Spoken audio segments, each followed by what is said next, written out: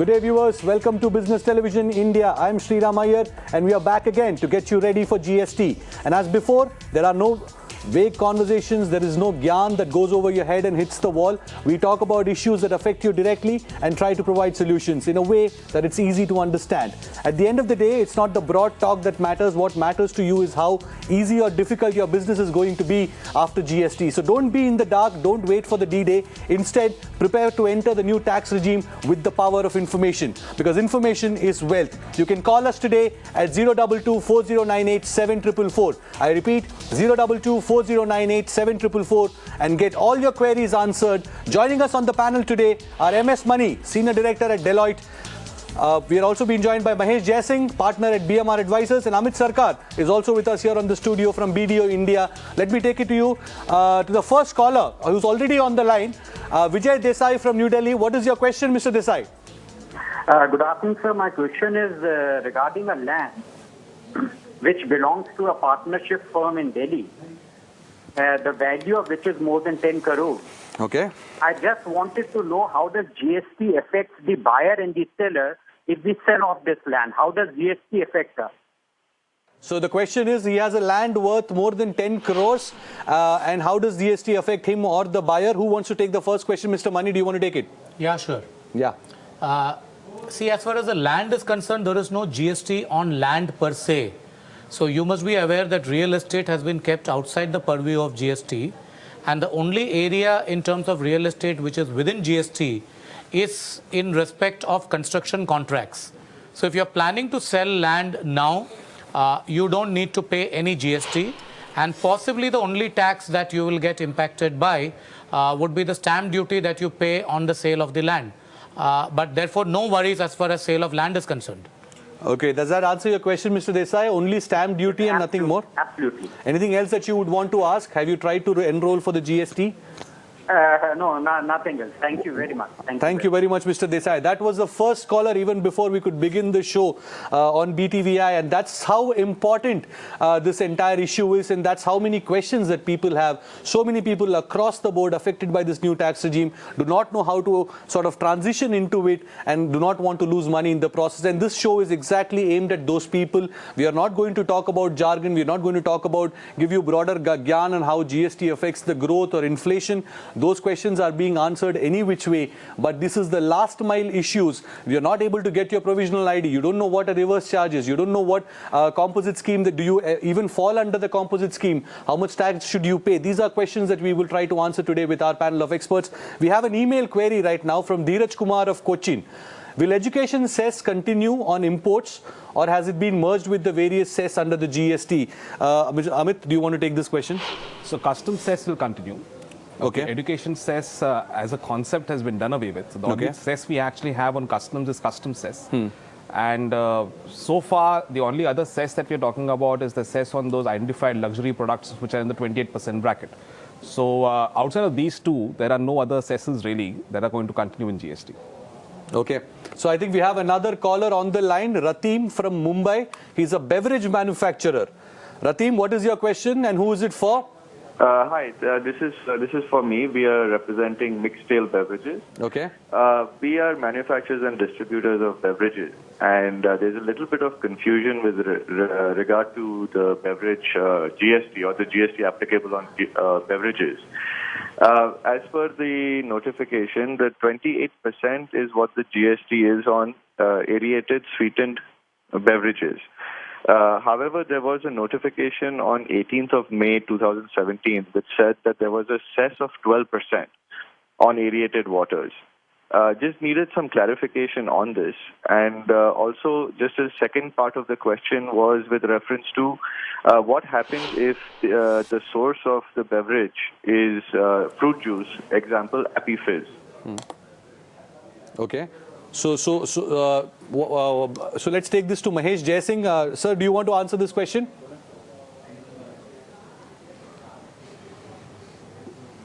Yeah, sure, thanks. I think the answer is quite simple, that the GST rate is indeed 28, but in addition, you will have a cess of 12% on aerated beverages. So your total tax on the transaction will actually be 40%. Now, in terms of the second part to your question, that if it is based like on a fruit-based fizz product, it still should continue to be a aerated beverage, and the tax treatment may be the same of 28 plus 12 is the answer to your question. Ratim, does that solve your problem? 28 plus 12? Yes, there was another section of the HSN codes which goes to 2202, I believe 1090, which comes into the others category, or basically fruit-based carbonated beverages, where the applicable taxes is lower. Now, would the product like Appy Fizz fall into that category and therefore be benefited by not applying the cess? So, Mr. Jaisingh, I mean, this HSN code is an issue. Do you think he has a way to sort of... Look at that HSN. Yes. So complete your point. I think your audio I think he does. I think it's better for us to look at it offline and come back to him rather than take a final one. It's a classic. Yeah. Is that possible? Can you hear me now? It's okay. Yeah. It's a little bit of a lag from Delhi, so you can take on Amit. So it's a classic. Intentionally, you have aerated drinks, which are to come under the 28% bracket. But if you look at fruit-based drinks, the classification under excise is different. So technically, you can argue that you should be coming under the lower rate, but functionally, will that actually go through? Possibly some of these nuances would be, countered by the government. They may probably stand up and say, no, this should still go into the 28 plus 12 bracket. So for the caller, if you want to, you can try and see if you can classify yourself into the lower rate, but there will obviously be an attempt to tap that ambiguity. There is also a sort of tendency. I mean, what the government is trying to say is what is junk food and what is not. Yes. That's essentially the classification the government is going to arrive at. And something like an Appy Fizz with the kind of sugar content that it has, I'm guessing it would be in that category. It's debatable. Now, if you talk about I mean, we're just using Appy Fizz as an example. Okay, it is. Okay, yeah, of course. Yeah, not to mention any particular product. Yeah, exactly. But as a category, it's a fruit-based concentrate with aerated water pumped in or carbonated water pumped in. Okay, so it's a half and half. If you go by the intention of fat tax, which is what we're talking about, will this really come into that zone? Will it not? As Mahesh was mentioning, it is not something that we can discuss and conclude immediately. But it's a classic. I mean, it's a discussion that we need to have and debate. So my advice to the caller would be, there are equal arguments on both sides. Yeah. And sit back and reflect on where directionally the government policy is going. So Ratim, the question is, will your buyer want to drink it early in the morning with breakfast, or will they want to mix it with their drink in the evening? I guess that's how you classify your product. Does that answer your question? Hopefully throughout the day, and thank you so much. Thank you so much for calling us on BTVI. We have another caller waiting on the line. The lines are ringing non-stop, but we are not going to stop anytime soon. Viewers, I request you to continue calling. We have Manish Gupta from Hisar, a sugar dealer, calling us right now. Manish, क्या सवाल है आपका? मेरा सवाल है कि जो sugar हमने मिल से लिया है, फिर से बोलिए. जो हमने शुगर मिल से परचेज किया है, उस पे जो हम 195 रुपए क्विंटल का एक्साइज ड्यूटी पेड करते हैं, क्या वो हमारे को बैक मिल सकता है, मतलब input tax? Of course, I think he should get it, but anyway, Mr. Mani, you take this question, please. Sugar के ऊपर जो सेस है, आप जो सेस की बात कर रहे हैं, ये शायद यूपी शुगर सेस की बात कर रहे हैं. अभी यूपी शुगर सेस जो है, वो लिस्ट ऑफ टैक्सेस में नहीं है जो जीएसटी के इनपुट टैक्स क्रेडिट के आइटम्स में शामिल हैं. इसलिए मेरे हिसाब से इसके ऊपर आपको क्रेडिट नहीं मिलेगा और ये आपका कॉस्ट बन जाएगा. सो मनीष गुप्ता, आपको वो आपके सवाल का जवाब मिल गया? कुछ और है जो आप पूछना चाहते हैं? वो सेस नहीं है, it's basic excise duty and additional excise duty. हाँ, जहाँ तक बेसिक एक्साइज ड्यूटी और एडिशनल एक्साइज ड्यूटी का सवाल है, ये टैक्सेस अगर जीएसटी के दायरे में नोटिफाई हो जाते हैं इनपुट टैक्स क्रेडिट लेने के लिए, उस सिचुएशन में आपको ये मिलेगा. पर अभी तक basic excise duty, additional excise duty को इनपुट टैक्सेस का दर्जा नहीं दिया गया है जीएसटी के लिए. यही पूछना था सर। बस बढ़िया, आपको सवाल का जवाब मिल गया mister Gupta.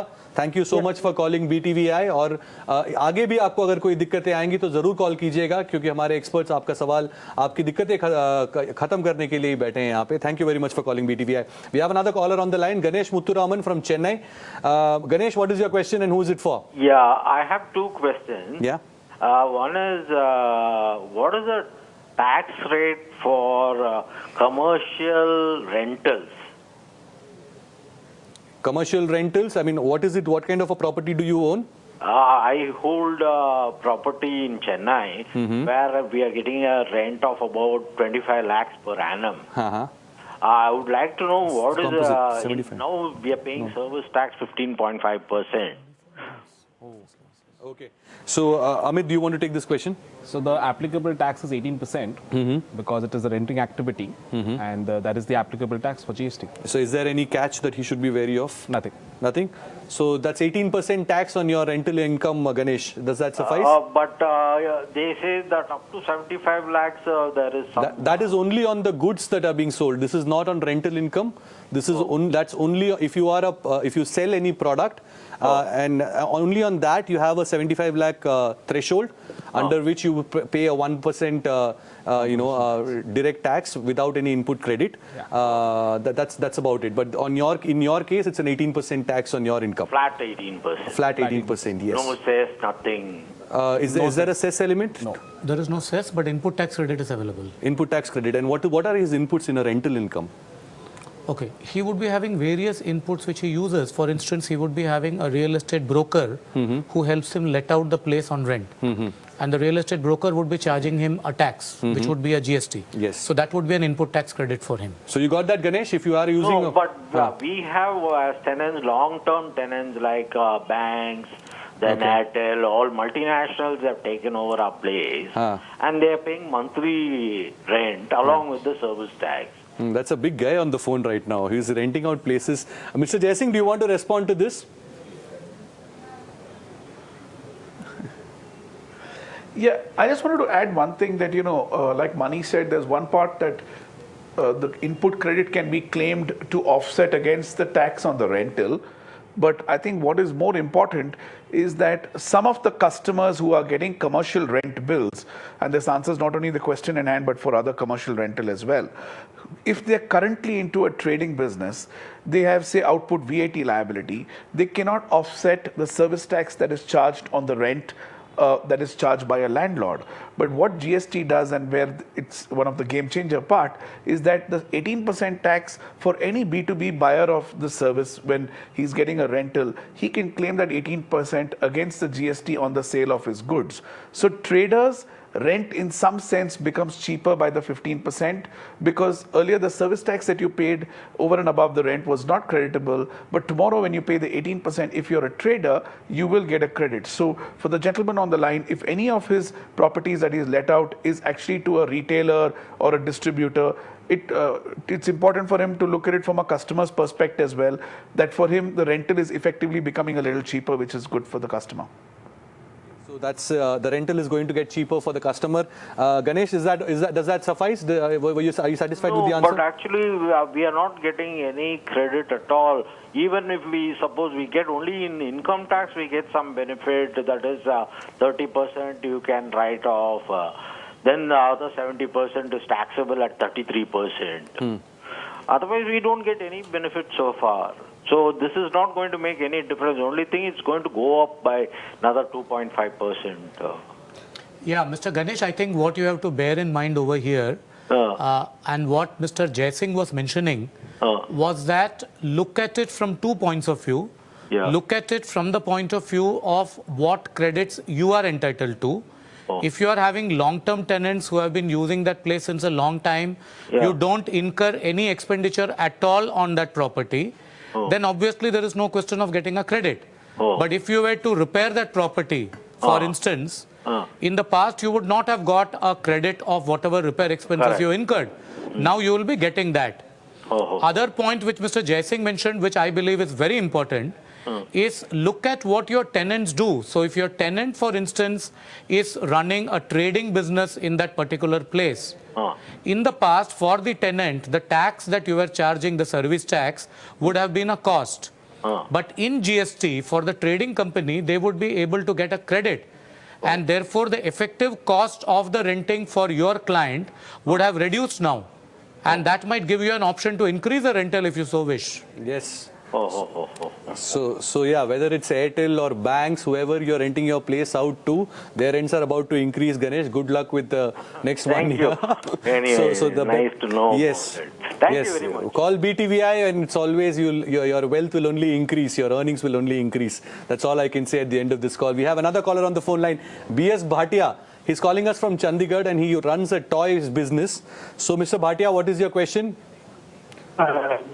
Thank you very much, BTVI. Thank you for calling BTVI, Mr. Bhatia. क्या है आपका सवाल?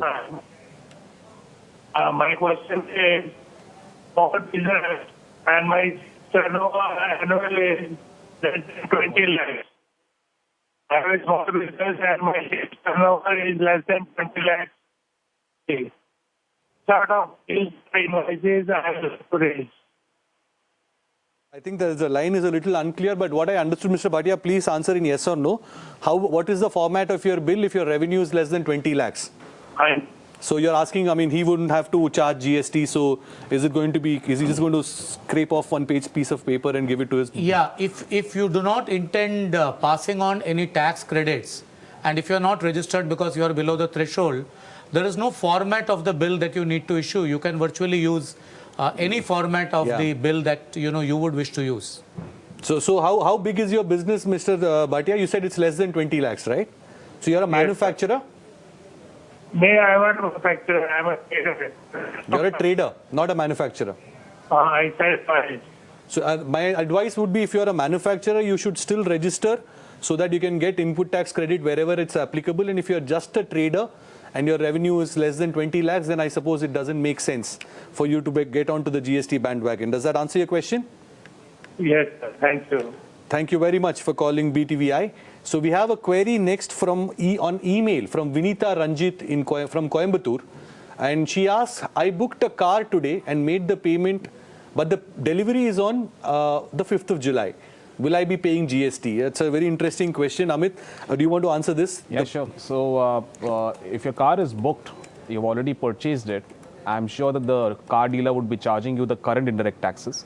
There will be no need for him to charge you a GST. And of course, that's also the reason why many of the car dealers are going into these GST, pre-GST price, bandwagon.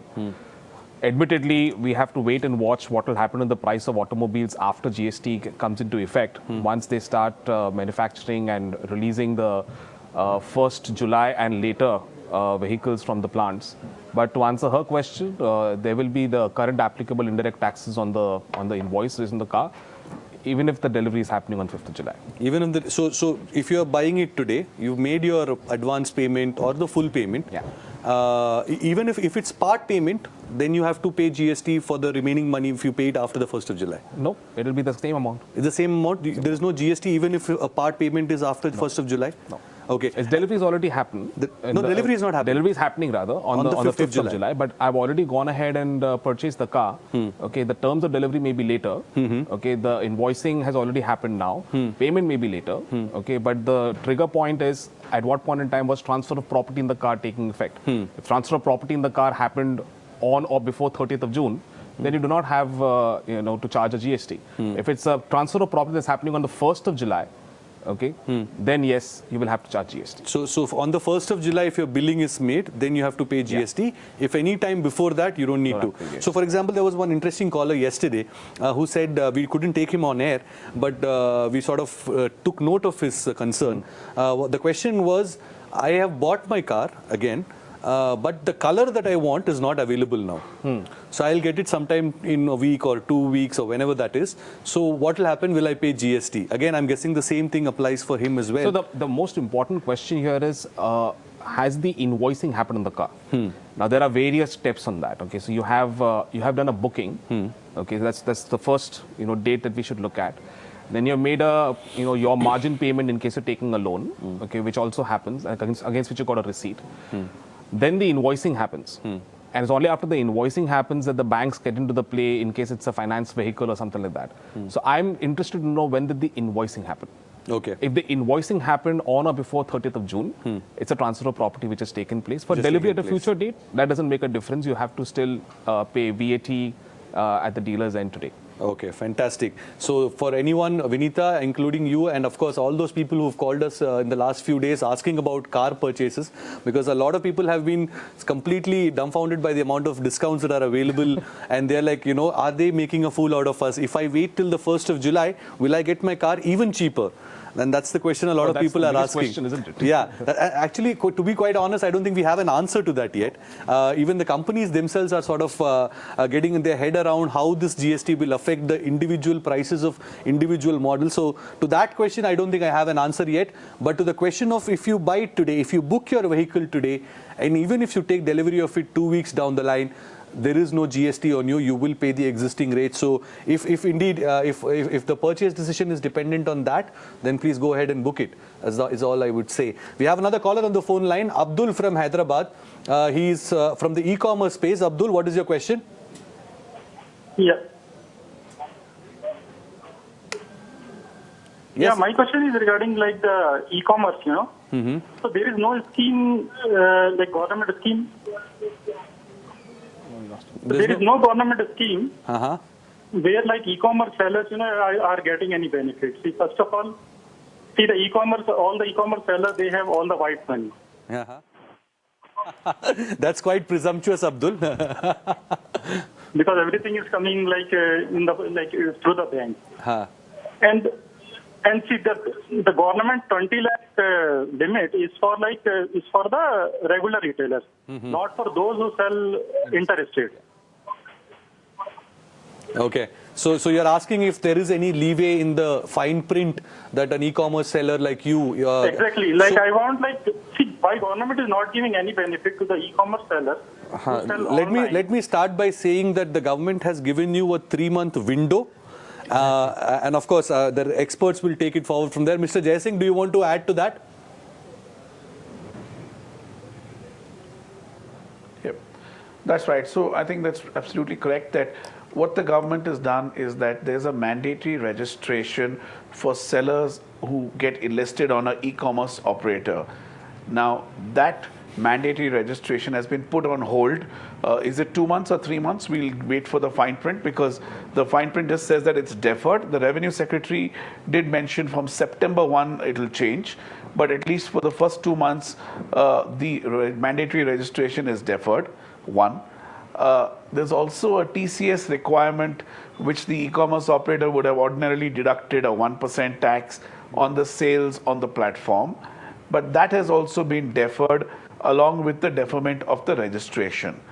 So that's part A to my of the answer to the question. But the question is, Mr. Jaisingh, I think what if you have an interstate sale, any which way the law today requires you to. So, Mr. Jaisingh, so the question I think Abdul is asking is that there seems to be no added thrust to encourage people to enter e-commerce. There is no specific incentive to sort of, address the queries of the e-commerce players. I mean, why not push them towards that? If you want a digital India, why not push people towards e-commerce? I think that's the question Abdul is asking.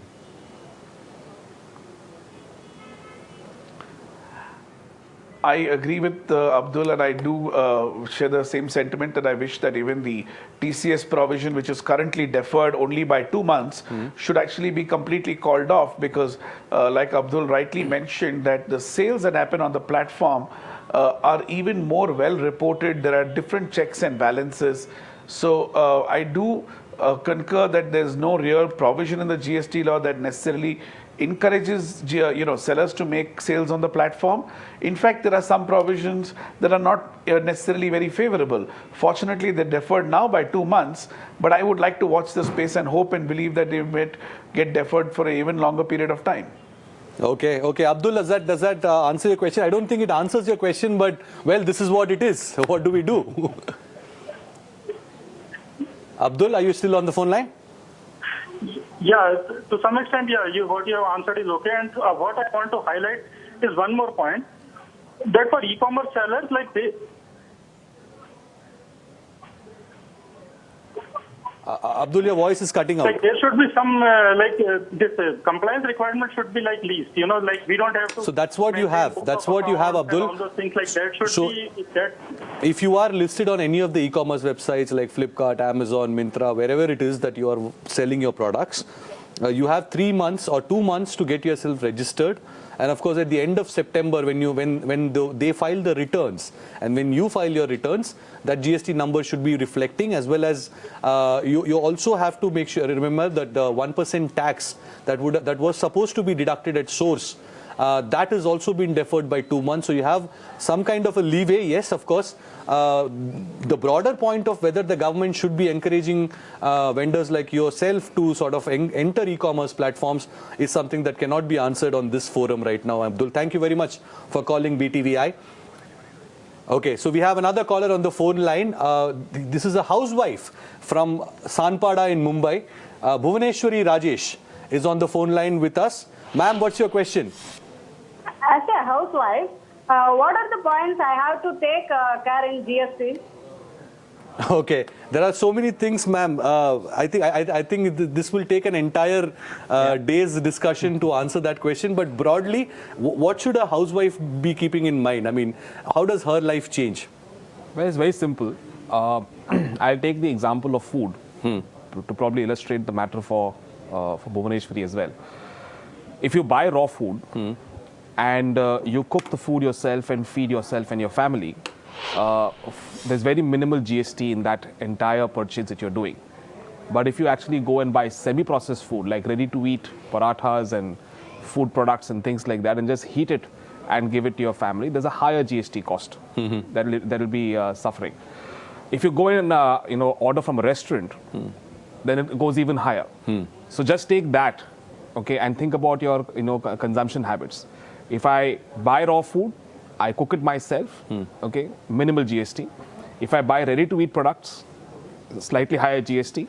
If I don't want to get into the botheration of making my own food. That's something that's true even today, right? I mean, it doesn't change anything. Yeah, it doesn't change. But, given the way in which the rates have gone, okay, some of those items may just have a higher rate coming on to you. Some of the items may have a lower rate coming on to you. And that's a mix of, it's a consumption basket.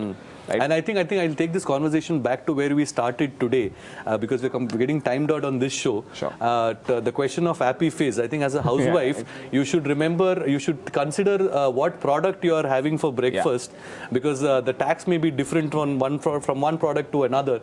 So if you are having a real fruit juice, I don't know whether it's which tax bracket it falls in. A Tropicana might have a lower rate, and Happy Fizz might have a higher rate. Because the government is concerned about your health. Whether you are or not, the government is concerned about your health, and it wants you to consume less sugar, less salt, and of course less junk food. And that's why the GST rates have been structured the way they have. Whether or not they should be bothered is another question. It's a question for another debate. But right now, that's what we have, I think. And I want to give some closing comments to our other guests who've been here. Mr. Mani, what about you? I mean, as a housewife, what is the what's one advice that you would have for her?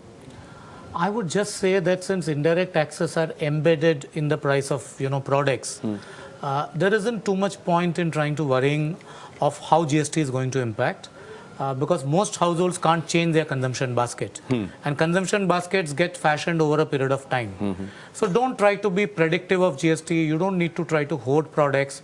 You don't need to go and do all your shopping, now. Just wait and watch. The increase on prices, if at all, is going to be very, very marginal. Retail price inflation in India has been at the lowest level for the last 6 months or so. And over a period of next 6 months, the prices of many products may in fact come down. So I would say that at a broad level, that was not the fear, right? I mean, in the last couple of years when we were running towards GST, the fear was that GST will end up fueling inflation, which is not something that's not been negated yet.